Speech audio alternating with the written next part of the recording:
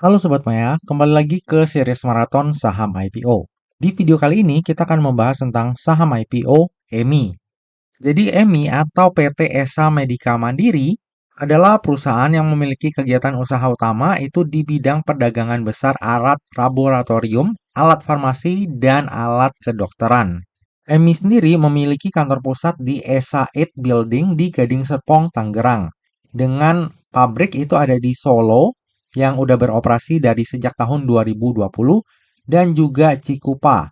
EMI juga memiliki kantor perwakilan di 4 kota besar di Indonesia, yaitu di Medan, Semarang, Bandung, dan juga Surabaya. Nah, berikut ini adalah rekam jejak ataupun kejadian penting di EMI.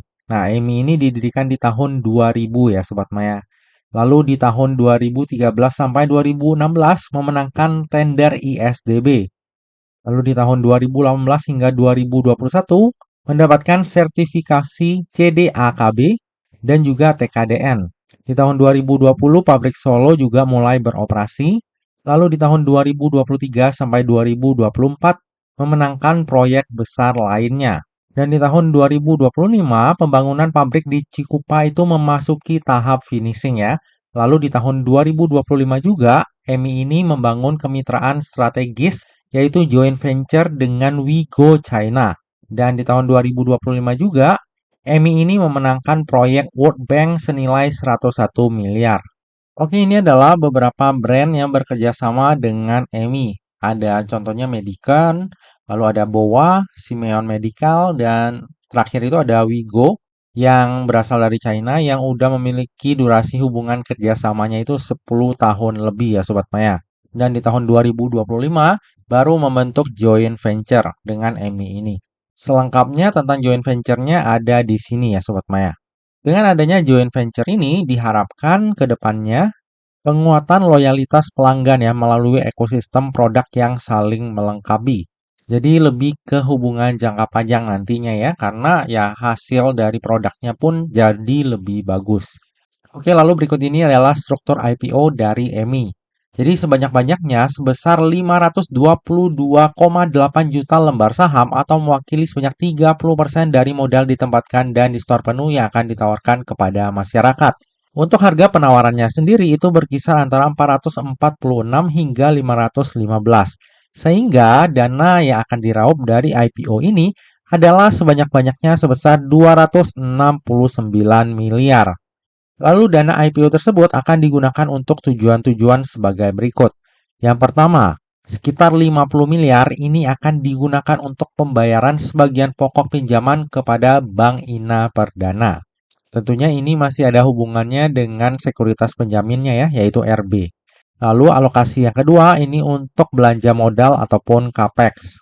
Jadi nantinya sekitar 11,8% ini akan dialokasikan khusus untuk pembiayaan pembangunan gedung pabrik Cikupa. Lalu sisa dana IPO-nya ataupun sebagian besar dana IPO-nya akan digunakan untuk modal kerja. Nah, untuk tujuan penggunaan dana IPO-nya ini menurut saya pribadi kurang greget ya Sobat Maya. Karena mostly penggunaan dananya itu lebih ke modal kerja ya. Sementara untuk capex ataupun ekspansinya itu masih kecil dan sebagian lainnya itu dipakai untuk pelunasan hutang. Oke, lalu ini adalah para pemegang saham dari EMI. Untuk para pemegang sahamnya ini keseluruhannya individu ya Sobat Maya. Bisa kita lihat di sini untuk persentasenya. Nanti yang akan ditawarkan kepada masyarakat itu sebesar 30%. Lalu dalam IPO-nya EMI ini juga nggak ada lock-up period ya Sobat Maya. Dengan kata lain, para pemegang saham lama ini kalau mereka mau melepas kepemilikan sahamnya di market, itu bisa-bisa aja. Cuma ya again ya, kalau saham IPO, para pemegang saham lamanya itu langsung lepas di market, apalagi yang di atas 5% itu jarang banget Sobat Maya. Hampir nggak pernah terjadi ya. Jadi dari sisi lock-up period ya sebenarnya nggak perlu kita terlalu khawatirkan ya dalam jangka waktu pendek. Kalau jangka waktu panjang itu lain cerita. Di struktur komisaris direkturnya, ini juga kalau misalnya kita lihat ada hubungan kekeluargaan ya Sobat Maya. Jadi dari mulai komisaris utamanya, direktur utamanya, hingga ke komisaris dan direkturnya, ini hampir mostly diisi oleh anggota keluarga. Ya, jadi ini bisa dibilang adalah perusahaan keluarga ya. Kalau perusahaan keluarga ya kita tahu sendiri, dia bisa jadi bagus banget ataupun sebaliknya. Semoga aja di IPO-nya EMI ini jadi perusahaan yang bagus ya, yang solid. Oke, lalu berikut ini adalah laporan laba rugi dari EMI. Jika kita lihat dari sisi pendapatannya, ini selalu meningkat ya dari tahun ke tahun Sobat Maya. Tentunya ini bagus karena dalam prospektusnya dijelaskan bahwa EMI ini tingkat keberhasilannya untuk memenangkan tender itu di atas 80%. Jadi memang keren banget ya. Makanya nggak heran pendapatannya selalu naik dari tahun ke tahun. Lalu kalau misalnya kita lihat dari sisi laba bersih, ini juga meningkat ya dari tahun ke tahun dan meningkatnya cukup signifikan. Cuma kita perlu lihat di sini juga threshold pendapatannya supaya dia bisa mendapatkan laba bersih ini lumayan tinggi ya Sobat Maya. Jadi ketika misalnya pendapatannya turun jauh karena eh, belum menang tender lagi, itu net profitnya itu bisa jauh berkurang ya. Jadi ketika dia mendapatkan pendapatan 172 miliar aja, laba bersihnya itu nggak nyampe 1 miliar. Jadi kecil banget ya. Tapi ketika dia menjadi 454 miliar, ini laba bersihnya menjadi 32 miliar. Jadi dari sisi laporan laba ruginya ini memang bagus dan selalu bertumbuh.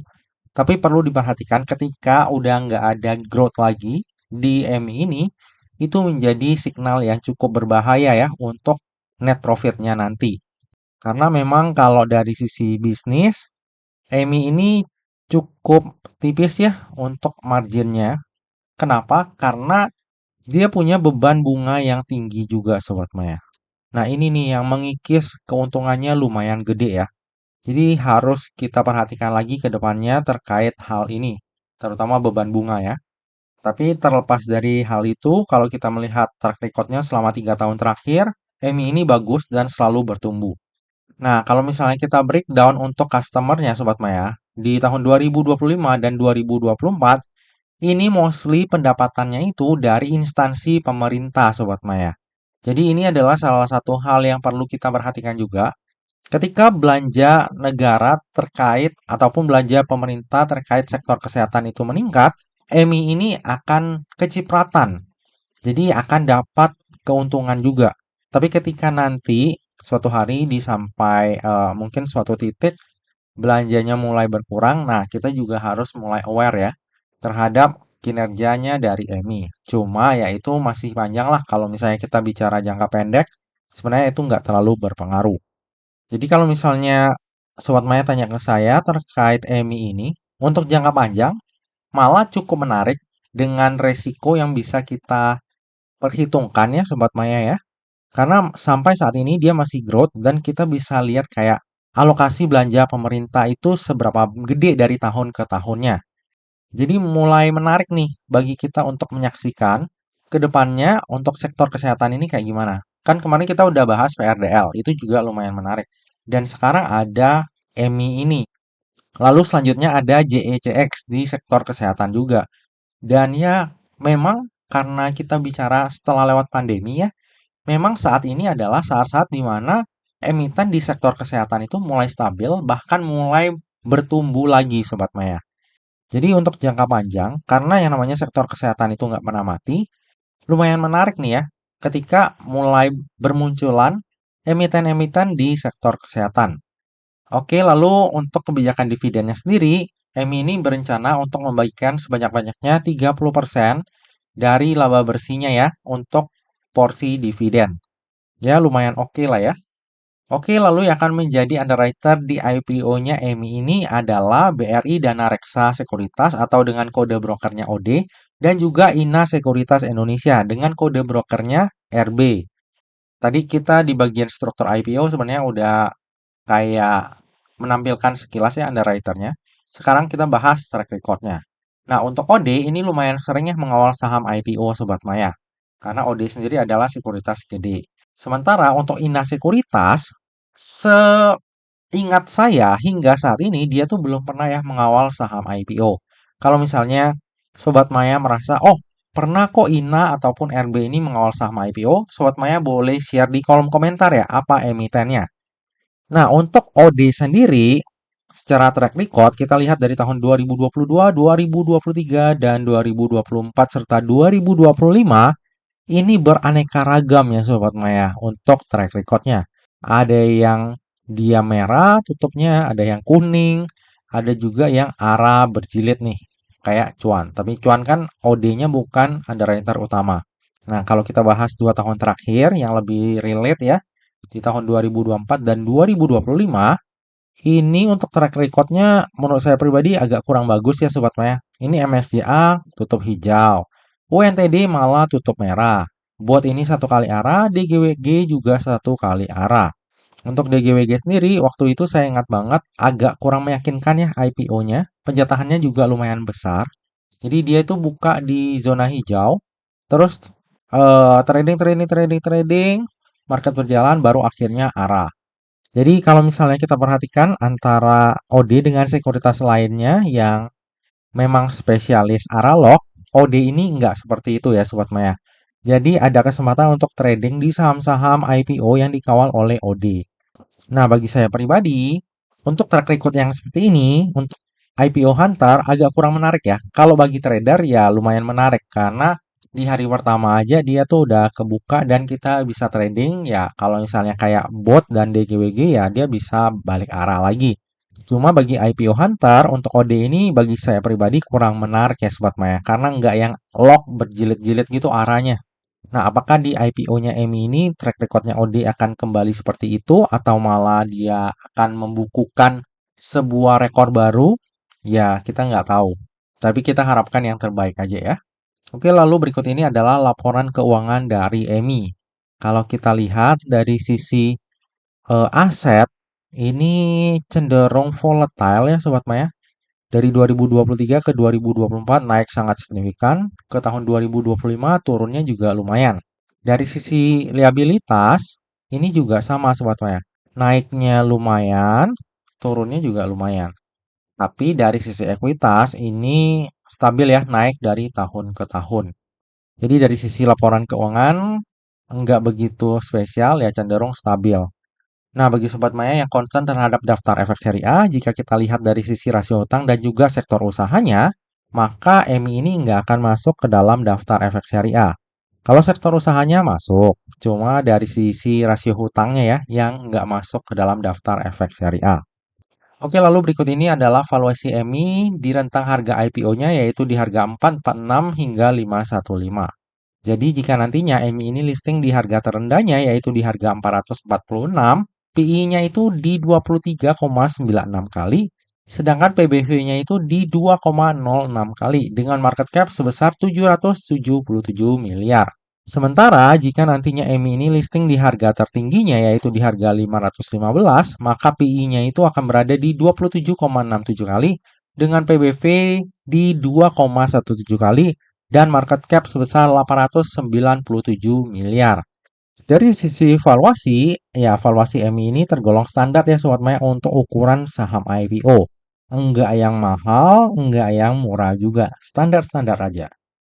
Oke, dari tadi udah banyak hal yang kita bahas, sekarang tiba juga kita ke bagian kesimpulan. Kesimpulan yang pertama, prospek bisnis dari EMI ini masih cukup menarik ya Sobat Maya. Baik pendapatan dan juga labanya itu selalu meningkat dari tahun ke tahun. Bisa dibilang EMI ini adalah growth company ya untuk saat ini.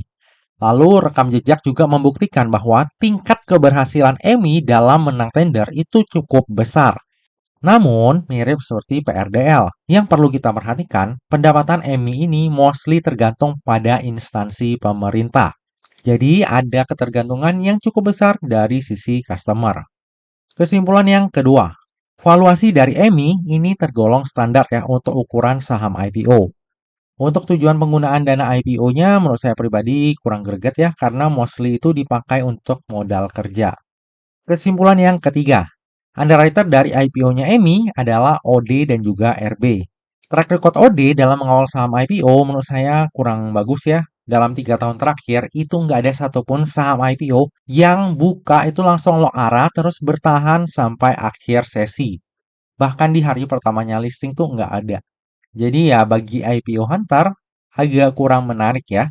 Sementara untuk RB, seingat saya dan sepengetahuan saya belum pernah mengawal saham IPO.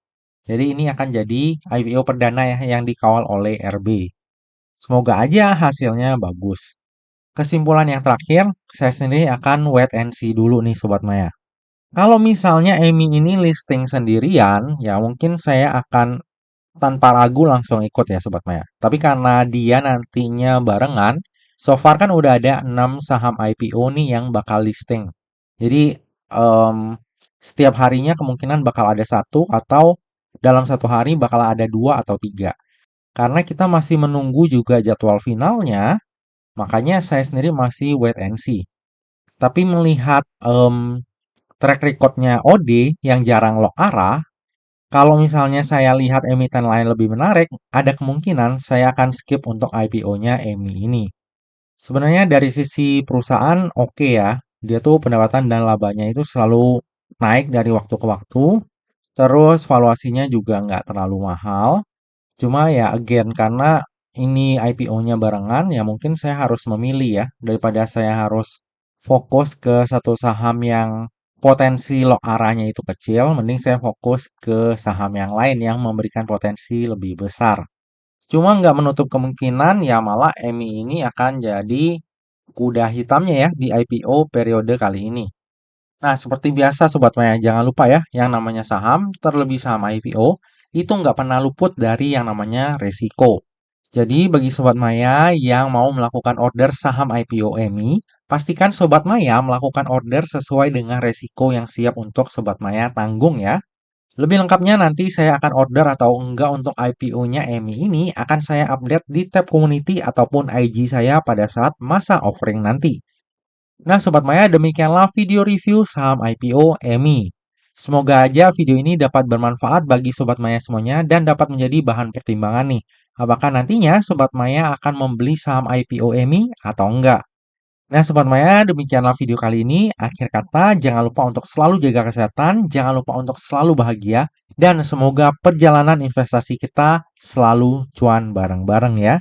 Sampai jumpa di video review saham IPO selanjutnya. Dah.